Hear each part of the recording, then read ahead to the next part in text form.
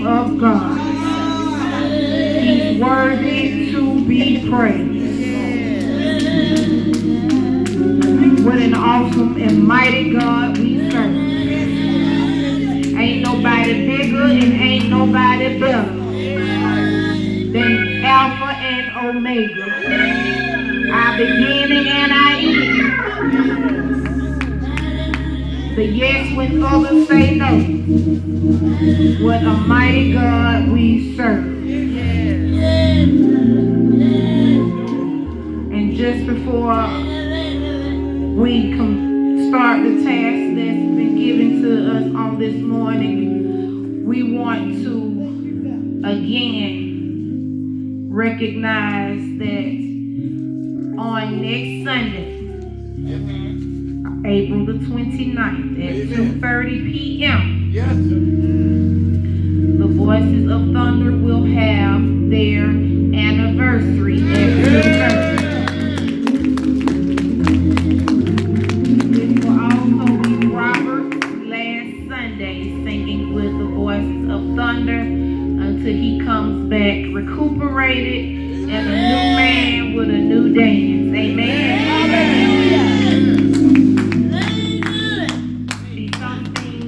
To go through in order to learn and see God and know God in a different way.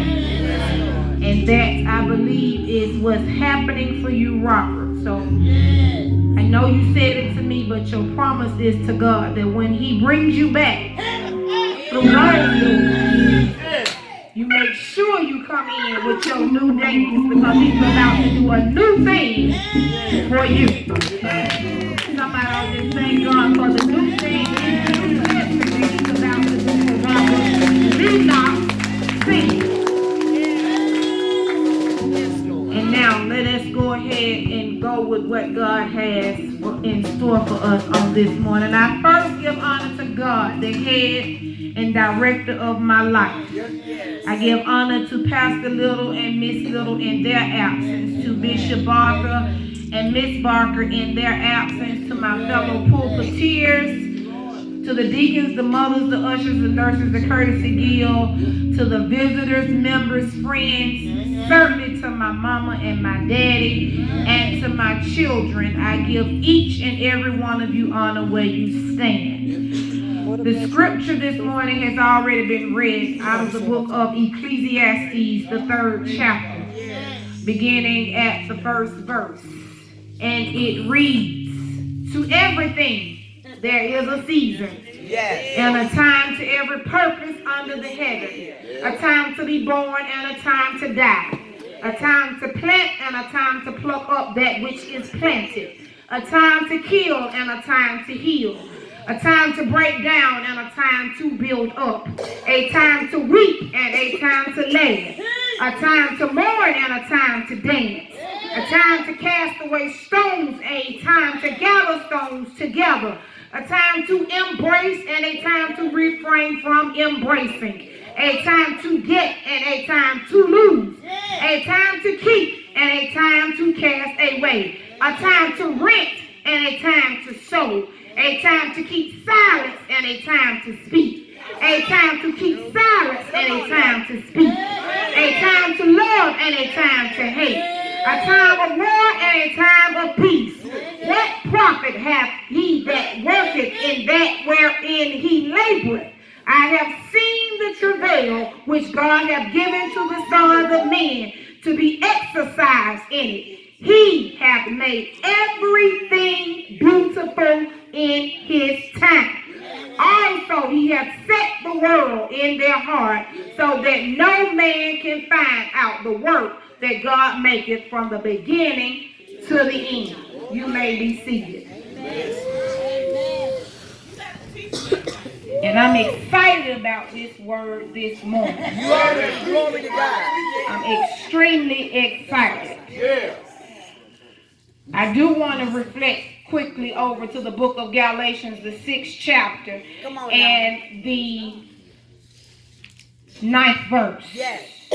And let us not be weary in well-doing, for in due season we shall reap if we faint not.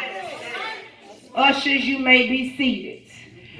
And as we proceed, trusting that God will do what he say he's going to do, I need you to find a neighbor and ask your neighbor this question.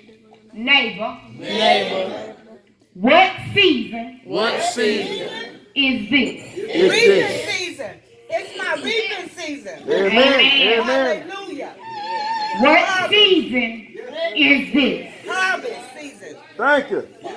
And you know, in getting ready, I've seen, you know, over the last 2 or 3 weeks on social media, you know, everybody making little jokes saying, you know what, Atlanta has the most bipolar weather that they've ever seen. And folks been saying, you know what, I thought that this was supposed to be spring, but it's so cold. And folks has been making all kind of jokes like, you know what, I'm divorcing Atlanta. I got to go. All because what we see or what we've been feeling has not been reflective of what we know as spring. Webster defines a season as 2 things that we want to keep in mind this morning. A period of the year characterized by or associated with a particular activity or phenomenon. Each of the 4 divisions of the year marked by particular weather patterns, daylight hours resulting from the Earth's changing position with regard to the sun. It also defines season as a time characterized by a particular circumstance or feature. And those are the 2 things I want you to keep in mind this morning. Somebody might say, well, you know, I did go to school and I remember the 4 seasons, but for clarity purposes and for knowledge, the 4 seasons are spring, summer, autumn or fall, and winter. Spring is new life in nature. Temperature begins to warm up in spring. The days get longer, trees and other plants grow. The weather can change a lot in spring, sunny and dry 1 minute, and wet and showery the next. And animals come out of hibernation in spring. Hence the reason some of us have been confused with the 30 and 40 degree weather days. Summer is the hottest season of the year. The temperature can stay warm even after the sun goes down at night. Plenty of leaves on the trees and lots of plants and flowers. Many trees produce fruit during the summer. Autumn or fall is the season during which the days get shorter and temperatures start to drop. Trees prepare to lose their leaves, and many plants make seeds that will become new plants in the spring. Winter is the coldest season of the year. Days are short and nights are long. Many trees survive by losing their leaves and lying dormant or inactive during the chilly season. Some animals enter a deep sleep called hibernation to help them save energy and survive winter. Other animals migrate or move to the warmer regions.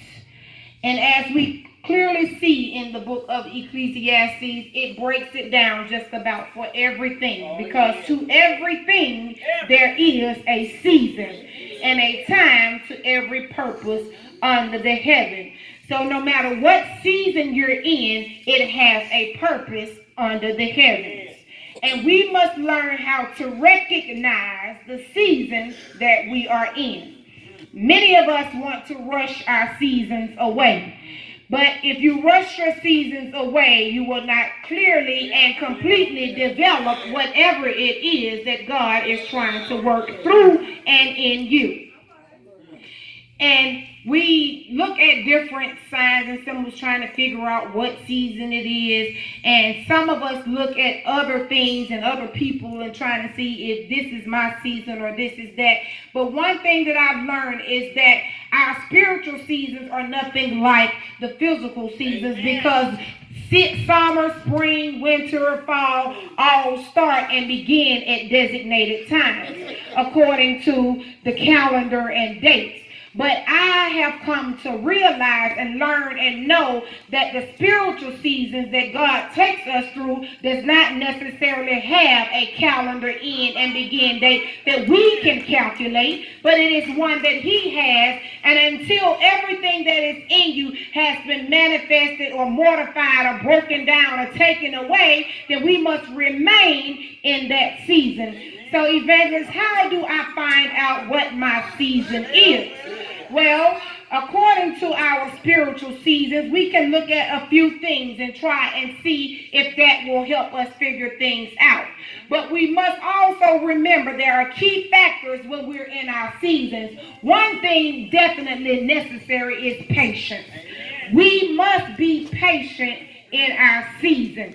And one song that's out that's very popular right now, which I absolutely love, which is by Jacqueline Carr, that says, "It's my winning season." Well, it may be some of our winning seasons, but some of us may be in a season where we have to lose some things.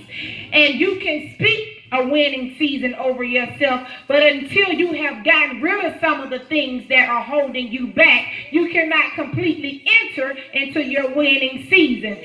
As it says here in verse 6 in Ecclesiastes, it says that there is a time to get and a time to lose. And many of us just want to get. But you must learn how to also lose, which is one thing that many of us, we have not learned how to do. Some of us have not began to reap the benefits that God has in store for us because we won't get rid of some of the stuff that's clogging up our lives, clogging up our closets, clogging up our mind, clogging up everything around us. So we must learn how to get rid of that. There's also a song by Fantasia that says sometimes you have to lose in order to win. And that means winning at a whole bigger schedule. So, sometimes you might have been the one on the team that scored the most points and still not been called the MVP.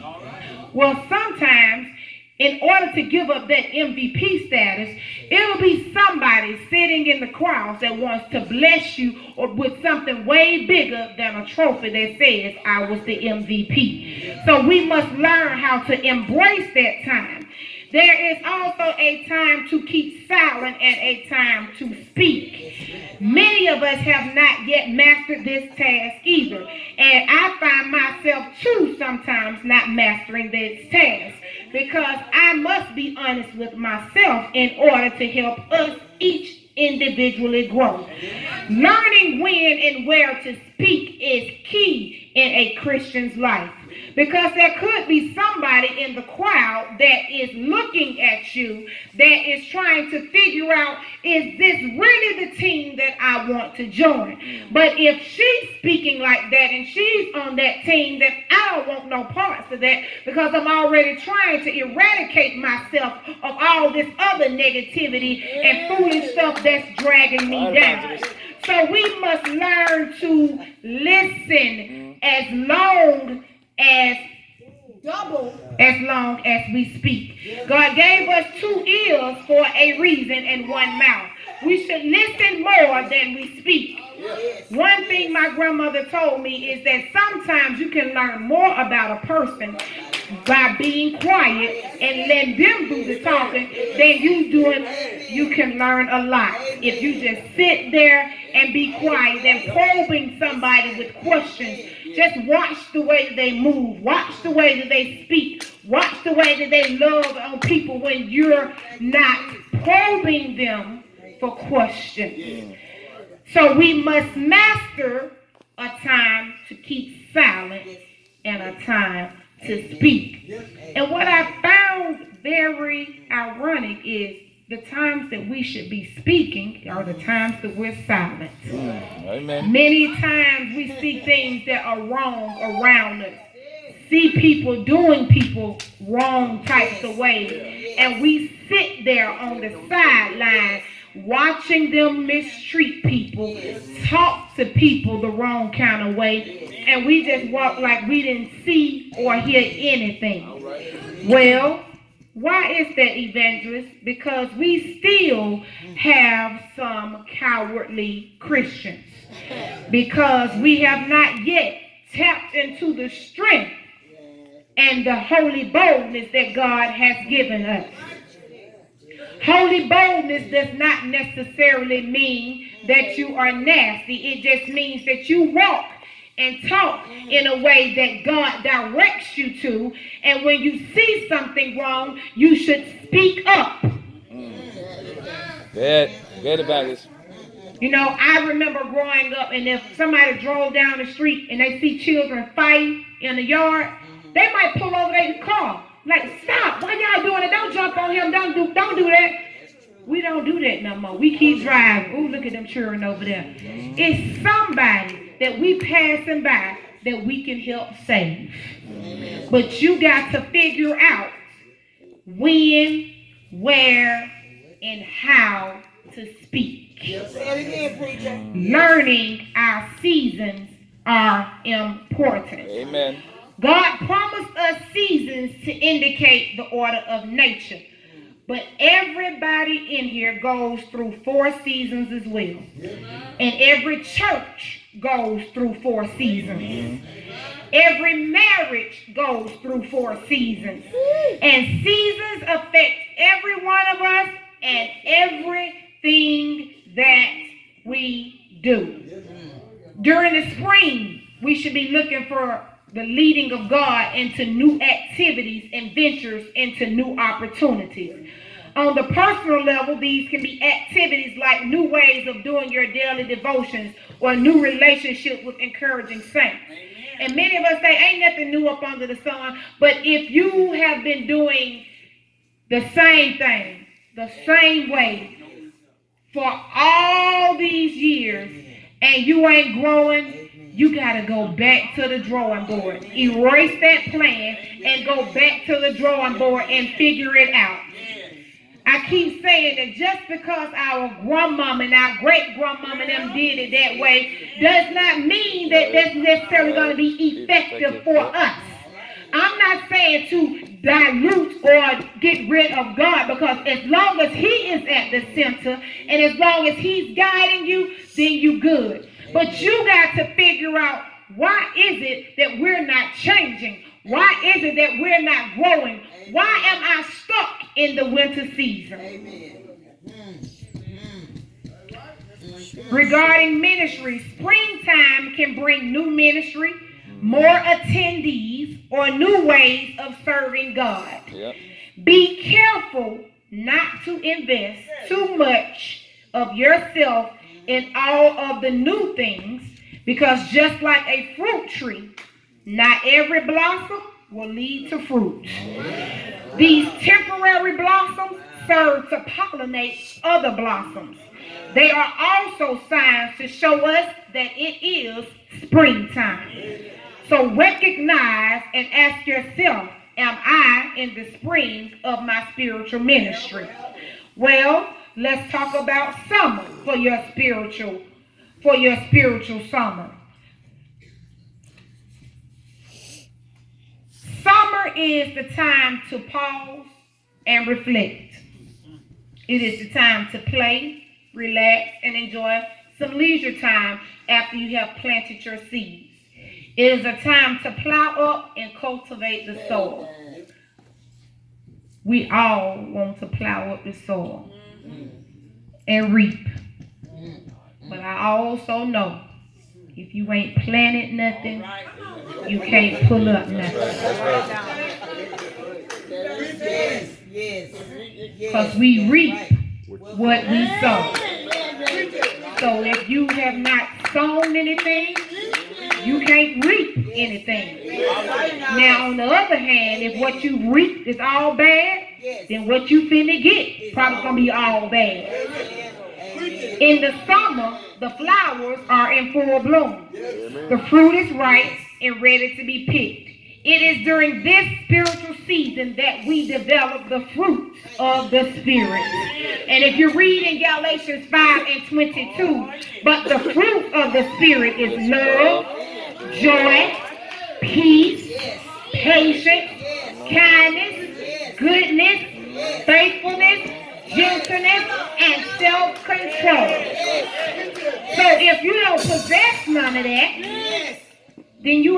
increase your spiritual summer. Amen. Amen. Well, Evangelist, how do I get these things? You got to stay connected to the Master. Amen. Because if you operate in a spirit of love, you'll do certain things. Right. When God has given you joy, can't nobody in here take it. When you got God's kind of peace, ain't nothing that can shake you. When you have learned patience, then you don't step in front of God's plan because you wait for him to move and show you which way to go. When you know that it's God's goodness, then you ain't got to be boastful about what you got going on. When you are faithful to God, then you know that he's faithful to you. But if you've been waddling on the fence, then you don't know. Because somebody that's faithful, they will recognize all the changes and they'll see the change. Just like a faithful husband will recognize when his wife has put on a different perfume, or she's got different earrings, she started to wear her hair a different way, or she started to walk differently in a different kind of shoe, or she started to cook her meals a little different. If he or she is faithful. Amen.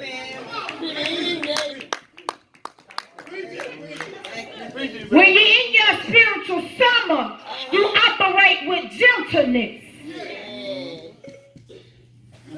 Mama, I know that you thought that your skirt was long enough this morning, but let's go back here and I'm going to find something. We're going to put something around this edge and then it's going to be all right. And we ain't going to worry about nothing else, okay? Thank you. Amen.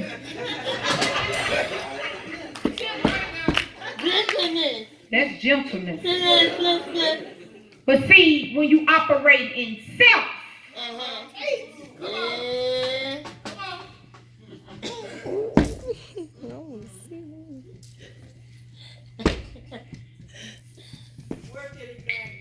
Sean, you know what? I don't know who told you that your eyebrows and his makeup, that is not good. I don't like that. That's too white. Don't you wear it like that no more because you know what? God ain't pleased with you like that. He wants you to look like this and he wants you to look like that. So you know what? The next time you think about wearing this makeup, don't do that. Oh. All right. That ain't God. Yeah. All right now. And quite honestly, if you that close to somebody's face, looking at their makeup like that, you ain't operating in the spirit of love in the first place. You too close. I had to get that close up on her to see her makeup. The only person that need to be that close to her is her infant, if she got an infant, God, or her husband, if that's what she got. Because if you walked up that close up on her, you walked up on her with hell in you in the first place. Looking to see what you can see. Preach, preacher. Glory to God. Preach. And self-control. See, self-control is so big and so broad. Self-control is about controlling your mouth. It's about controlling your body. It's about controlling your gestures. It's about controlling you. Self-control. See, it's easy to try and control somebody else. Trying to do this. And again, married folk know you can't control nobody else. You can't control your husband. You can't control your wife. The only person that can control your husband or your wife is God. That's the only person that can control them. So, One thing I learned from my baby is that, you know what, you can only control 100% of what you do. 100%. That's what you can control. You know, we can do all kind of stuff, you know. We think that we can do this and we can wear certain stuff and do certain stuff and it'll make folk behave. That's a lie. That's right. That's a lie. Because it's about you and your discipline. Yes, that's right. We got to operate in self-control. So in the summer, our spiritual summers, you ought to be acquiring the fruits of the Spirit. Amen. Enjoy whatever season that you're in and embrace it. No matter what it is, even if it's really rainy, enjoy it and embrace it. Because there is something good that you can find in every season that you're in. Even if you're in a season where it seems like you're being attacked on every side, you were able to withstand the attack. If you're in a rainy season, you were able to get some rain. You were able to withstand the rain. If you're in a season of sickness, God gave you the strength to make it through. Whatever season you're in, while you're in it, embrace it and tell God thank you. Don't wait till it's over. Shout right now.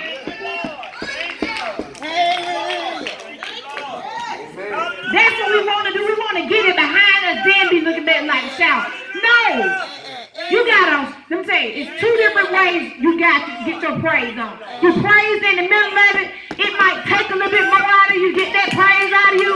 But then when you look back, after you done got over it, you're supposed to be praising like you done lost your rabbit mind. Like, I'm somebody hitting a cartwheel, running, whatever it is, because you done made it over. See, the praise that you was giving while you was in the middle of the season, that didn't look so good, that was the praise because you knew and believed that God was going to get you out of this season. That was the faith praise. But after you got out of it, you look back, then you got to come up with a regular praise.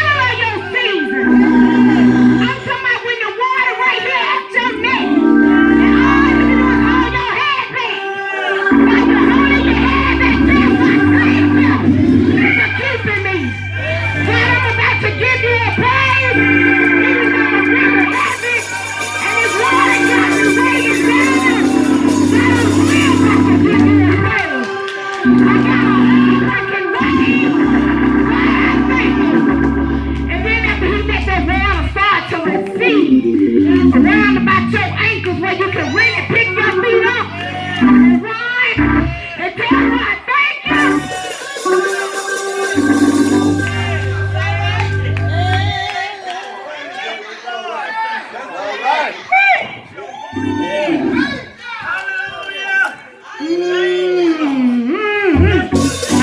My God.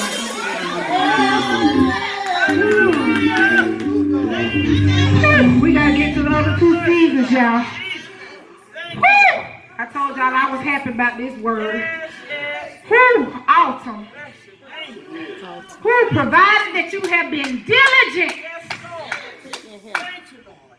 during the previous seasons.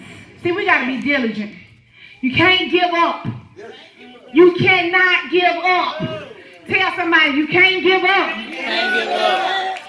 Because if you are diligent, Galatians 6 and 9 says that if you are diligent in due season, you will receive if you faint not. Autumn is a time when you will see the evidence of your hard work. It is a time of harvesting and storing up for the winter. Just like when our babies walk across the stage, that is the fruit of your labor. All the nights that you done had to stay up and try and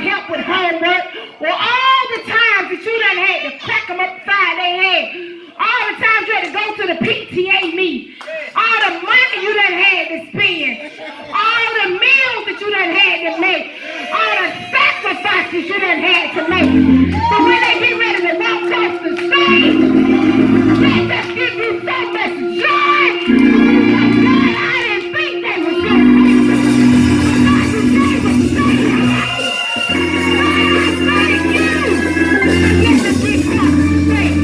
And see, if we just wait for our spiritual graduations, God got something better for you that nobody can.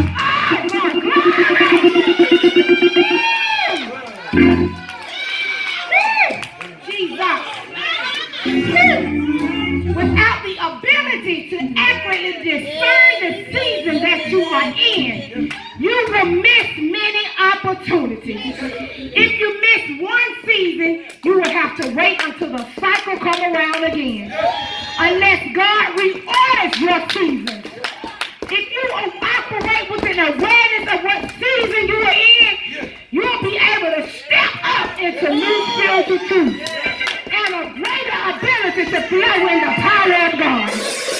All of this with colorful trees is the transitional season, having both the abundance and the limitation of everyday life. Some of us are in transition. You're just about to cross the threshold. You're just walking you and getting ready to take you over to your next season. But you gotta stay diligent. Just hold on. All helps us see the passage of time. This is where we have come from and where we need to go. This is the season of anticipation. And if we have been obedient in the other seasons, we will reap a harvest in due season. All is a season of fruition and reaping. It is a season of thanksgiving and celebration, of abundance, of goodness of the earth. It is a season of encouragement. So don't get weary in autumn. We're about to enter winter. Our spiritual winter is a time of darkness. The trees are barren and the flowers have withered and died. But how about you know that even though things wither and things die away, those are just the things that's been holding us back. And those are the things that God is trying to pluck away out of our lives that needs to go, modifying everything in you and around you that got to go. I believe that when I got the cancer diagnosis, that it was some stuff in my body and some people around me that needed to go. And if I didn't go through with the cancer, I believe that I would have missed out in my future. I believe right now that I'm in my season of transition.